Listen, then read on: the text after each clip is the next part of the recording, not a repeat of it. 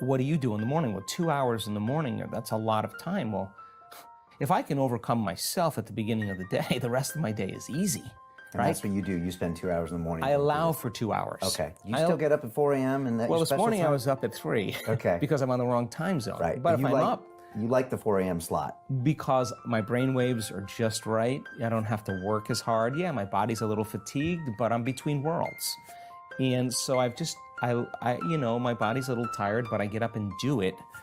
And to me, I allow for 2 hours. Sometimes I can nail it in 45 minutes or an hour, and sure, I'm done. Other times, I'm on the wrong time zone. I have meetings all day long. I got a lot going on, and I'm just not going to fall prey to that common state of thinking. And that looks like meditation, affirmations in your mind, visualization. It's the work that we do. It's the work that we do. And the first part in truly creating a new personal reality is overcoming your present personality. You got to get beyond the normal thinking patterns, the normal urges of action and habits, to get beyond certain emotions that are residuals from the day before. That's the work right there. That's the part you have to overcome. So some days you just kind of slip in and it's magic because you've been practicing, like having a great golf game or a great tennis game or a great run or a great session of knitting. You're in your groove. Other days you got to work a little bit more for it. And for me, what I've learned is those hard days, the days that are the most challenging, are always the most rewarding, because now you're uncompromising to an outcome.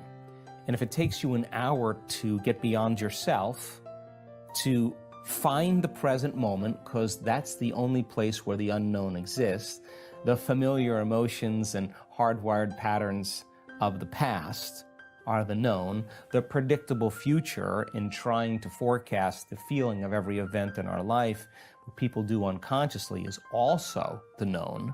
There's only one place where the unknown exists, and that's the present moment. You call it the generous present moment. Yeah, and I've just done it enough times, and there are plenty of people in our work that have done it enough times to know when you're there and when you're not. Okay. And when you're not, it's very obvious because you've been there enough times. So you're separating your old story from yourself, and you're separating your focus on the future, and you're being present. It's just like hitting a tennis ball in a sweet spot.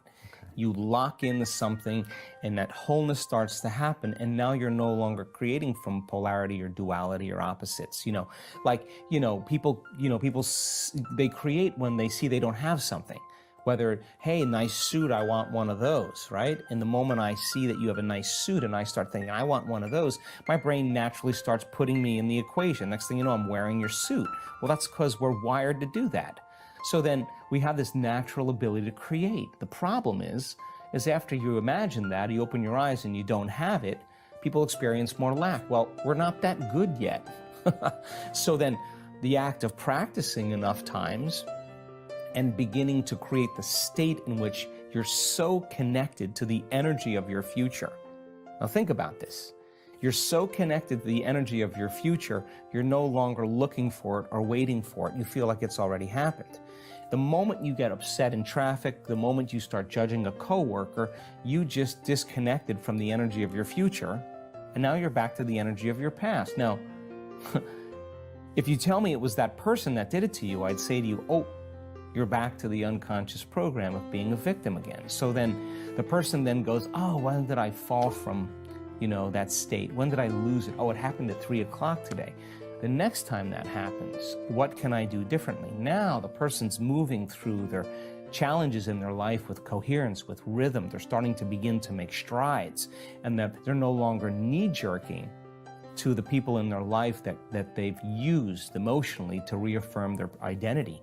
Now, this is the work because you look around to see if anybody's doing it, and you don't see anybody else doing it. It's kind of this kind of lonely moment where you're realizing that I'm the only one doing this. That's that kind of moment that you realize that nobody understands you but you, right? And you can't even ask your friends for their opinion because they're going to give you their opinion based on their own experiences. And it's that kind of moment where you have to draw in all your resources and begin to make up your mind. And I've interviewed hundreds and hundreds of people that have healed themselves from all kinds of health conditions. And one of the most important elements that I see over and over again is when the person said, I just got to this point in my life where I made up my mind.